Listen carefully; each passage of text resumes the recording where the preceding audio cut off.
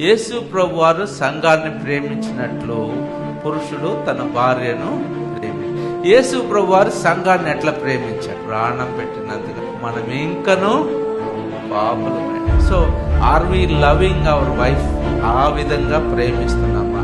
అలాగే మన భార్య మన ఎక్స్పెక్టేషన్కి మనం చేయకుండా ఉన్నా కూడా మనము ప్రేమించగలిగే వారిగా ఉండాలి. సరే, క్రీస్తు ఎలా ప్రేమించాడు? మొండి పట్టుగల ప్రేమతో ఆయన ప్రేమించాడు. స్టబన్ ప్రేమ, హోప్ఫుల్ లవ్, లేకపోతే నిరీక్షణతో ఆశాజనకమైన ప్రేమతో ఆయన మనలను ప్రేమించాడు. యాక్ట్స్ ఆఫ్ సర్వీస్, వాళ్ళకి ఏదైనా హెల్ప్ చేస్తే వాళ్ళు చేస్తున్న పనిలో నేను కూడా చేస్తాను, నీకు సహాయపడతానంటే అది వాళ్ళకి చాలా ఇష్టం.